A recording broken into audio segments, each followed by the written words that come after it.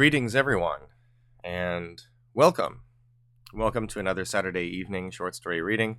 I'm your host and your pal, Dr. Bowers, from the YouTube channel PhD&D. When Robert W. Chambers' ill-fated protagonists read that forbidden stage play, The King in Yellow, they have as much to say about its style as its substance, and they have a lot to say about it, too. So it's not clear whether they become obsessed with this text because its words are like limpid silver, bubbling and boiling like sacred springs, or whether the text concerns a lost world called Carcosa. Or maybe both. But I mention this because tonight's story, He Will Be There, is written by Michael Cisco, not only one of my favorite writers, but also a writer who, I think, challenges anyone that would try to draw a sharp distinction between style and substance, at least where short stories are concerned.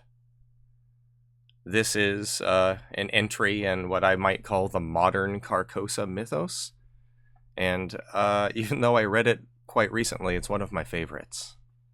So, settle in and join me for a reading of He Will Be There by Michael Cisco.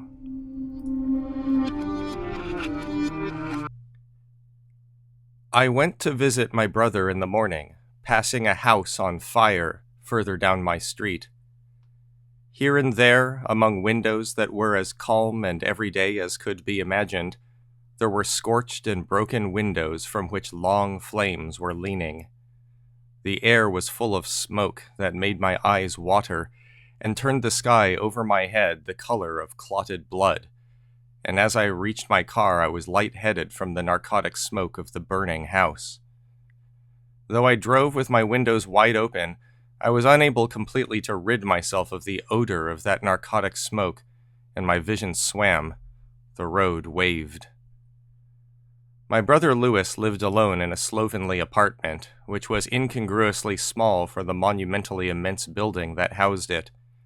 I had helped him move his few things there after he was released from the hospital, but for all that, his apartment resembled a hospital room, and smelled like a hospital room, and the building looked as if it might have been a hospital in the past. Louis was unable to work, and lived on a small stipend from the family trust that I arranged and managed for him. We met at the door and he sat on his bed by the window, where the very strong light nearly hid him from view. He was pale and lean and wore a white shirt and gray trousers. He had no color of his own to speak of. He looked like a hazy photograph. He looked like someone out of a lost photo album, or like an expatriate scoured clean and blank by very foreign places. Our conversation was desultory at first, and there were many long pauses, as was commonly the case. The last time we had met, he had been reading Eusebius, and I asked him about it. With his back to me, facing the window, he said, "My religious practices have changed." I asked him what he meant. He did not answer without letting a certain amount of time pass, as he always did when preparing to speak at any length. His voice elbowed its way in between the random noises the other apartments made. "I've discovered a series of hand gestures," he said, and began to demonstrate them for me. He knitted the fingers of both his hands upright 2 inches in front of his stomach, the fingers held out stiffly and the thumbs curving upright. Then he knitted his fingers a second time, at the final knuckles, and held his hands palm up and curved before him with his thumbs pointing forward, and so forth. As he performed these and other gestures, he explained in the flattened manner that was normal for him. Nothing began with the word. By performing these gestures with concentration, anyone may obtain enough truth as is required. If you sat with them long enough, everything else would follow, come to you, right at your kitchen table. He continued with his hands for some time, then stopped and loosely clasped them together in his lap, and smiled up at me. This was unusually responsive. I sat down near him. I opened my mouth and wailed. I allowed the sound to pour forth from out of my mouth, ringing in the narrow opening of my back teeth, with my shoulders back and my arms curled up loosely like the wings of an unfledged chick. At times my eyes were screwed shut, and at other times they would open, and I could see Lewis watching me with rapt, shocked attention. The sound I made only seemed loud, and it would certainly not have been audible outside the room. But it was almost like a third presence in the room with us. It sounded nothing like my ordinary voice. The stress and the concentration were taxing, and I felt the great pressure in my head, but I enjoyed the effort, even though it made me lightheaded, and it wasn't long before I believe I almost hallucinated. I daydreamed that something like the colorless light of an alien sun was rustling through Lewis's room, harsh and cloudy at once, like the light in a crime scene photograph. I stopped when my throat began to ache, and Lewis asked me about it. "The last time I visited the family plot," I told him. "This must have been a month ago. I go every month if I can." "Yes," Lewis said. "Anyway, I was heading back for my car when I thought I heard a man keening in an underground vault, because I was passing a row of them when I heard it. I listened through a sort of stone pipe out the back of the crypt, and it stopped. I left, but I couldn't stop thinking about that sound, the way that the man's voice rang like a bell. I realized, a few weeks ago, that I could try to reproduce it. I could make my own chest something of a crypt for my voice to resound in, and my throat would be the pipe, and so went from there." "Did you know you were making two tones at once?" he asked. Lewis seemed unusually alert that day, so I decided to broach my subject to him as to my specific reason for visiting him. "I was wondering what you'd make of this," I said, and handed him The King in Yellow, which was a play that had been sent to me in the mail by someone I didn't know, who had left no name or return address on the parcel, but encouraged me, in a short note, typed, to mail it to someone else, at random if necessary, when I was through with it. I assumed that I had been chosen at random, since I didn't know anyone, really. I had read it, and I wanted Lewis's opinion. Lewis started reading through The King in Yellow while I puttered around his kitchen and cleaned up. Now and then he would point to a name and ask, "How would you say this?" without looking up from the page. When he was roughly done, he looked at me with very vivid eyes and smiled sheepishly. "I think this is a little beyond me, Bill," he said. We decided to go into the city together. Lewis and I dropped down into the subway and stood at one end of the platform, gazing back into the tunnel's brown shaft, tilting down out of sight. The air of the day was already heavy with humidity and too warm. Down in the tunnels, the air congealed in a hot, stinking ooze. Perspiring, we both walked up and down.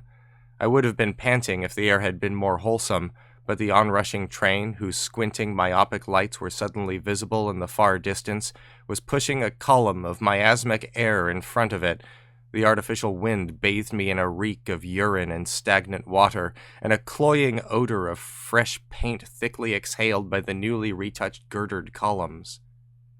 As the train groaned along the platform, Lewis was scanning the goods at the kiosk. He bought a lighter and some hard lemon candy, although I had never known him to enjoy sweets. We sat side by side in the first car. The seats were yellow, orange, and brown. The window opposite us was scraped by the shallow darkness of the tunnels between the stations. Our two faces were hopelessly lost in it, faint like the flames of candles and dark at the centers, so that only the surfaces of our faces reflected the light. Our eyes were 4 holes in a canted row. Even when the sun is shining on the ground above, there is no sunlight underground, except what is re-radiated from human skin, that shines in gold or fluorescent color, because a human will keep and emit his sunlight. My brother and I could only be seen in subway light. We had no light. A large man with extremely dark skin, in a suit and carrying a zippered Bible, boarded the train and sat near us. The ebb and flow of the starts and stops. When he left the car a few stations later, Lewis nudged me and nodded toward him. "What?" he said in a richly humorous voice. We chuckled over that together.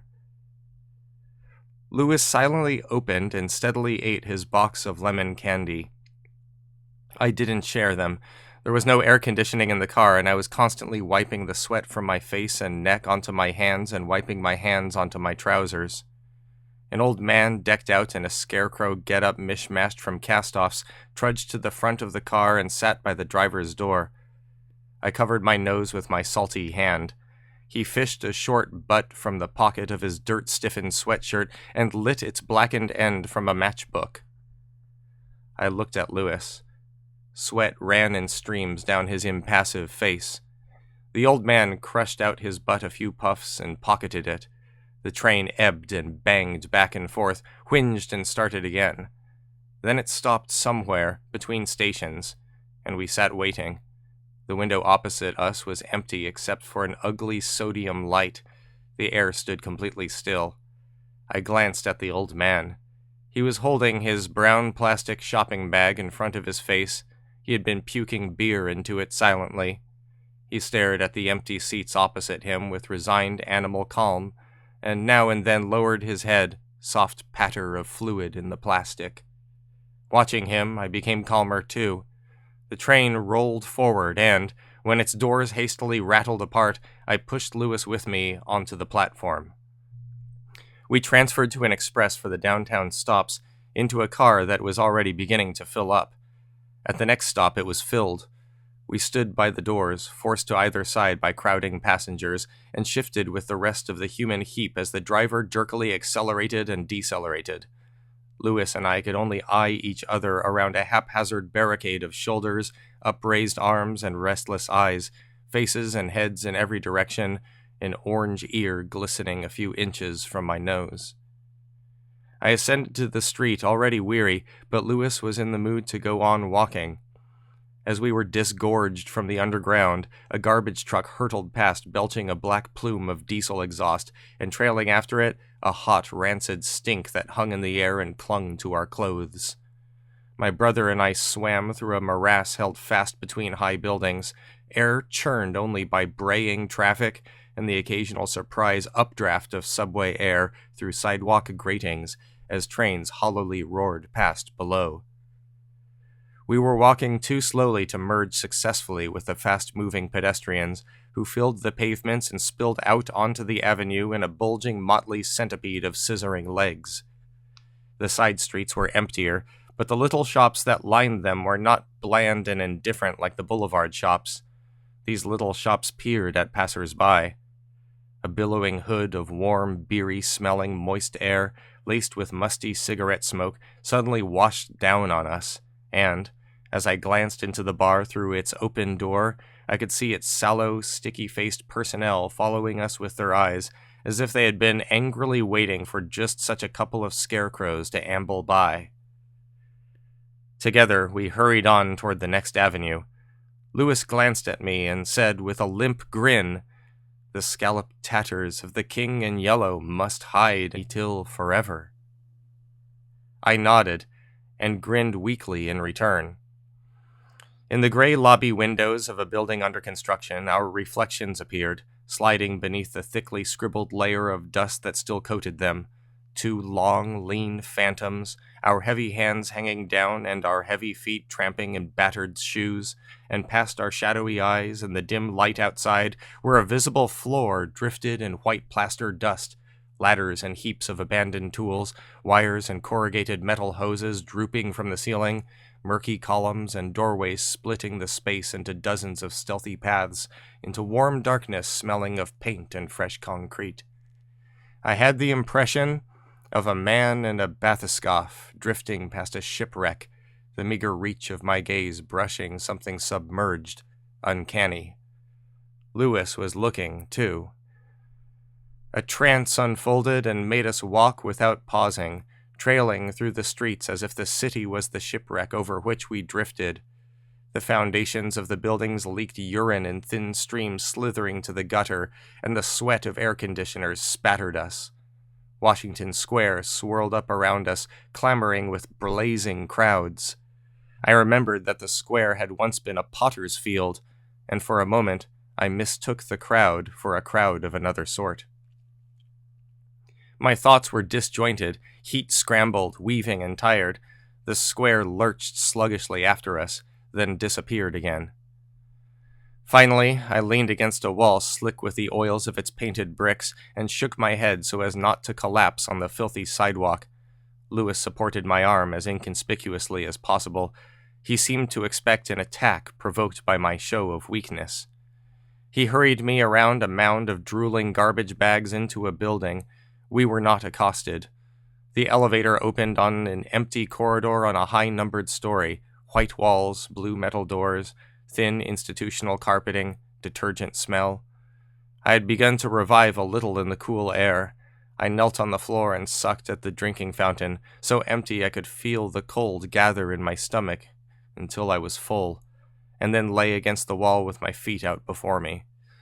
Lewis wandered up and down, exploring the various rooms, while I gazed up at the cork ceiling panels and the fluorescent lights. Time passed. We were on the street again. The sun was setting, and we made our way to the park. The motionless air did not grow any cooler. The paths, even the unpaved paths, were teeming with people, and the benches were all full. We found a tree and cleared away the trash at its base, lay against it looking up through the branches. Vacated by the sun, the sky had turned the brown-gray color of pig wallow, and I couldn't tell whether it was clear or overcast. The city around us salivated lurid patches of horrid orange sodium light, and I still thought I smelled something rancid in the unbudging air. Lost in these swollen crowds could be any number of dead, any number of simulacra unnoticed. Had one of these passers-by mailed that play to me? Together, my brother and I watched the night fall, while I felt the knotting in my aching muscles, the stiffness in my neck against the brittle tree. Lewis held out his hands in indication of the city, and repeated with conviction, "The scalloped tatters of the king in yellow must hide Etil forever." Mysterious as this was, it was certainly no mystery to me, for I was nodding at its plain sense. Waking with the sunrise, light-headed and floundering on joints that felt battered out of shape, and without bothering to pull the leaves from my hair, I trailed after Lewis, following him back to the subway, back uptown to his apartment. I washed, then he washed. By the time I had dried myself, I was sweating again, and we both emerged into the street, still damp, my hair lying flat and slick on my head, smelling of Lewis's cheap perfumed soaps. I led Lewis to my car. I drove from block to block while he sat with his elbow out the window. His eyes scanned the sidewalks. After a while, we passed a school with a busy playground and circled round to the anterior side where there was a sunken alley between the brownstone school and a tufted lot bordered with a reclining slat fence. Lewis drew my attention to a boy evidently waiting for someone at the mouth of the alley. We stopped and, working together, collected him without difficulty. Lewis held him on the seat between us, his hands on the boy's shoulders, patiently pushing the struggling boy back into the seat. The wind rushing in the windows dampened and dispersed his cries for help. We were already on the highway. The shouting lapsed, but the boy continued to struggle. We neither had spoken. The boy was crying, and his sobs permitted him to speak only with difficulty. He spoke a stream of questions and pleas. When he asked where we were going, I interrupted him. "He will be there," I said. The boy did not quiet. Several miles down the road, I pulled off onto a dirt track and circled round a stand of trees, throwing dust into the air. I stopped in a heady blonde meadow of tall grass in a ring of black trees, broken in one spot by the thin bank of a faceless lake. A collapsed barn stood in the meadow like a giant flanking rib cage, busy with flies. I stopped the car, and Lewis and I brought the boy with us into the hissing meadow. As we neared the barn, the ground grew rocky, the grass thinned, and there was a rust-trucked slab of concrete where a bench or trough had once been bolted, lying at a distance of several yards from the barn. I held the boy at the spot while Lewis went behind the barn. The sun was setting behind the lake, pink and then red, and I saw no reason why the lake should not extend beyond the horizon, and should not therefore abut on another shore, in another world. In fact, it looked precisely as if it did. Lewis returned from behind the barn, carrying a metal chair that was more rust than metal, flecked with white paint, and a dented gas can, which I could hear slosh as he brought it near. The boy nearly pulled free of my distracted hands with a sudden lunge, but I collared him and held him again, his screams renewed. Lewis placed the chair on the concrete slab and sat in it, raised the gas can over his head and doused himself, pulled the lighter from his shirt pocket and, leaning forward, touched its flame to the cuff of the right leg of his trousers. He was ablaze before he straightened his back again. He sat erect with hands on his thighs. The boy choked and stood paralyzed. Then his chest started to heave, and he screamed and struggled, but he could not get away from me. I held him in such a way that he could not turn his head. His shrieks grew deeper and wilder, and I knew my fear that he would not understand was groundless. I watched my brother vanish through overflowing eyes, and though my vision shuddered, I saw him swathed from head to toe in yellow draperies of flame, his erect head crowned with long golden tongues touched with pink from a parallel conflagration of the sunset. For a moment he stared gigantically down from his high seat, so that even the boy was silent before the awful gaze of the man-shaped shadow in the wind-whipped fire. My brother died, and a long hollow wail of 2 tones broke free of my throat, like a beam projected into the clear pink sky from out of my mouth, directly over Lewis's head, now sunken on his chest. A few moments more, and the fire consuming my brother was the only light. There were police cars gathered at the entrance to the school, but the alleyway itself was still empty. I stopped there. "You will see him again," I said. "And me, never again." He stared, then sprang out of the car, running down the alley, his head in his hands. I saw his head crowned with his upright fingers, and I heard his yellow voice. When he was gone, I pressed the accelerator and the car leapt forward. The passenger door swung shut.